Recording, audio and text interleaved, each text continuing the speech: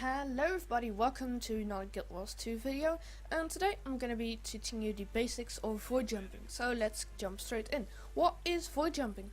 So have you ever had an area in Gw2 where you would really like to go but you couldn't because it doesn't exist or the game doesn't allow you to go there?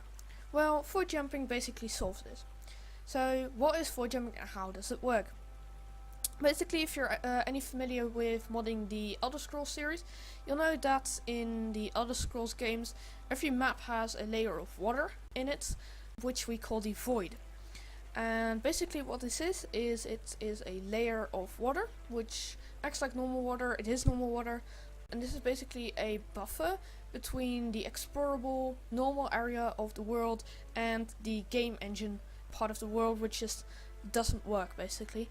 So that is a buffer between those two different types of worlds, and Gw2 has that as well. So today I'm going to be showing you how to get to the void basically in Queensdale, and I'm going to be doing a series where I'm going to be doing some other maps as well. So what we want to do is we want to go down to the Ogin's lumber mill waypoint, and we just want to teleport there, and then from there we're going to be doing a void jump. So if you are there, you'll see that on the map you have this little cave or this little rock wall right there, and you just want to go down to that rock wall and just ignore the enemies in the water. You can just basically swim right past those. Go right there and just swim, and basically what we're going to be doing is we're going to be tricking the game into putting us in that layer of water in the void.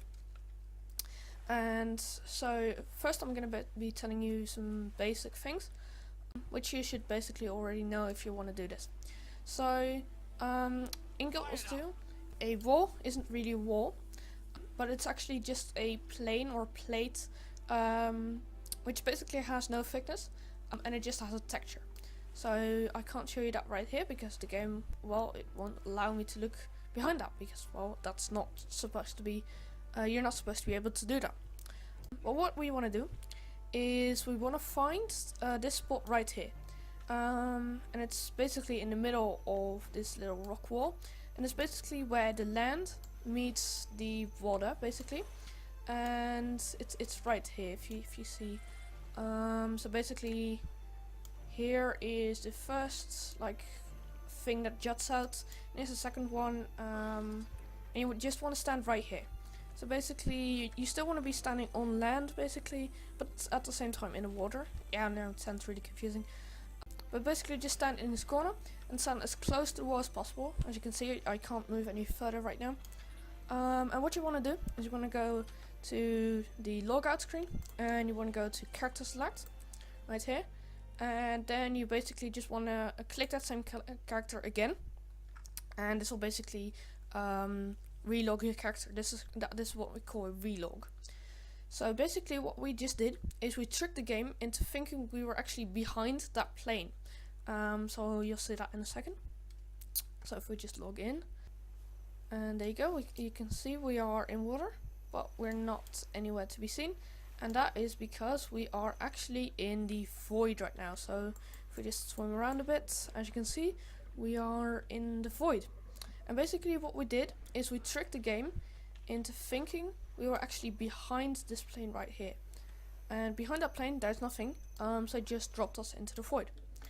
And as you can see, this is basically how the game saves on memory, because every the back of the plane doesn't actually have a texture, just see-through. And the normals, if you're anything familiar with 3D models, the normals actually are pointing out. So, and backface culling is on in Gw2, so basically you can just see through. So we are in the void. As you can see, we still appear on the map, but we are actually below the map, kind of. And what we just want to do is we want to set like a personal waypoint just as a guide for ourselves. So let's actually see, well, maybe we want to go onto the dam. Yeah, sure.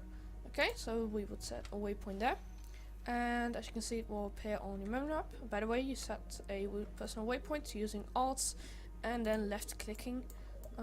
So just set that again. There you go, right there.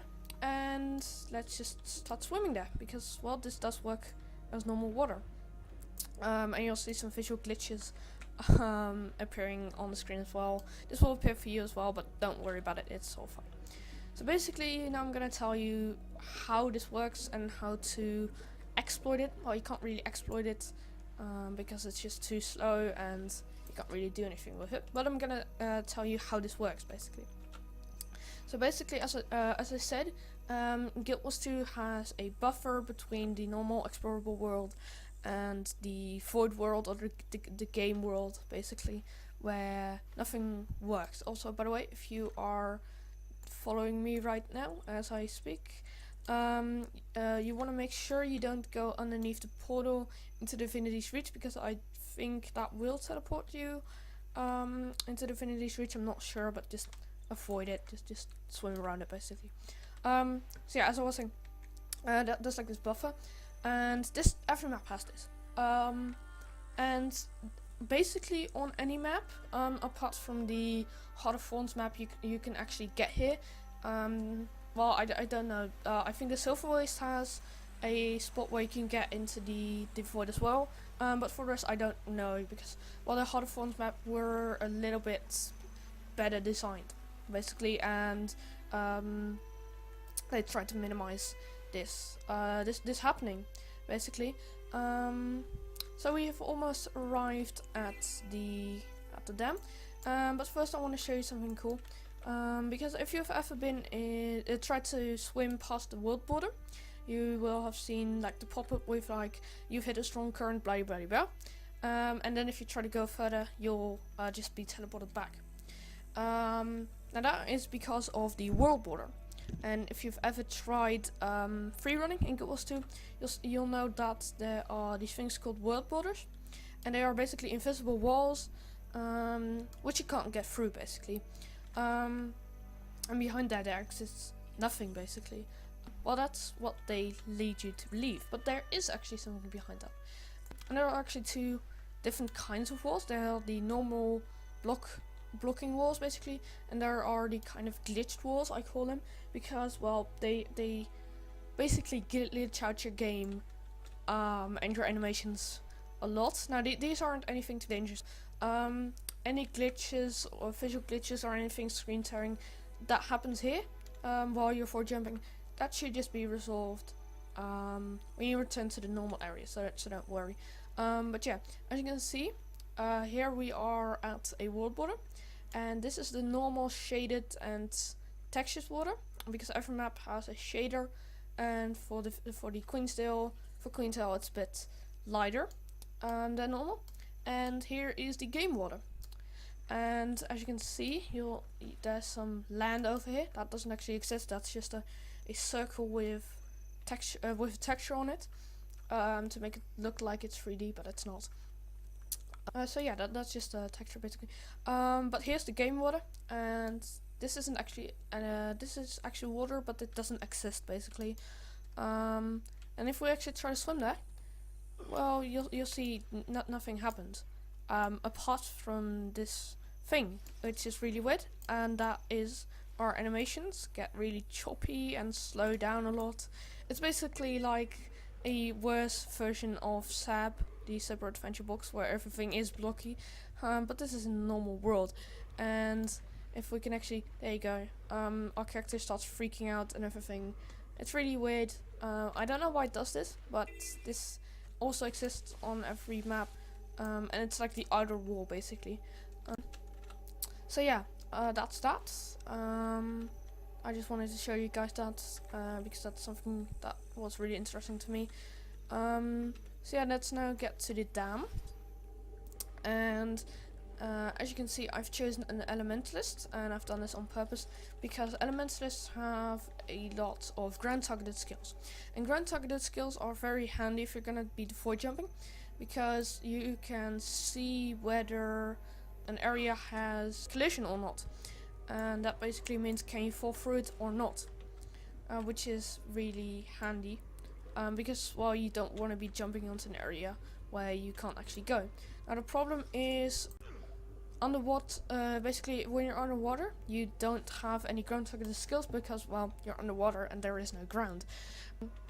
So you're basically gonna have to use your common sense and just kind of guess where you can and cannot go. Like right now, I can't see if there's any collision there, but I can try to guess basically. And I am guessing that this thing right here, that this walkway, does have collision. Now I'm not sure, but I do know that if we were actually able to go there, there would be still some dam behind there. So I'm actually gonna go a little bit to the right, and where you want to go, you want to find this out yourself and kind of try different things, and you'll see what works and doesn't work for yourself. So as you can see, we've actually hit the edge of the dam right here. But you just want to go somewhere where you think works, and then you just want to relog again. So basically go to the character select screen, wow, and then just take that character again, and then just give the game some time to load, and then in a few seconds we'll see if it worked or not. And there you go. So as you can see, we have managed to find a really good spot. Actually, this is on top of the dam. You are normally not ever supposed to be here. So yeah, this is really interesting. I didn't know this actually because I haven't tried a whole lot with void jumping in Queensdale. But as you can see, the wall the dam just kind of fades into the terrain here. But yeah, what I was saying about ground targeted skills. So as you can see, ground targeted skills are basically with this little icon right here, where this little circle will pop up. And this is really useful for seeing whether something has collision or not. Because if I actually move my mouse over here, you can see this thing doesn't have collision because, well, my mouse cursor just kind of disappears. So that means that this thing doesn't have collision, and if we were actually going to walk there, we just fall through basically.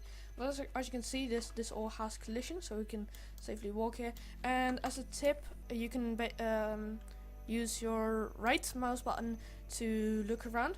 So what I would suggest doing is actually having the skill open and just using your right mouse, just using W to move, because then you'll always have this little thing in front of you. It's basically comparable to blind people with the stick. They can like feel whether there's something there. Well, this is basically the same, but just not. But you're not blind basically. But you are blind to the collision, to knowing if there's any collision there. So yeah, let's just look around basically, and yeah, we are on the dam. As you can see, somewhere you are never supposed to be able to come normally.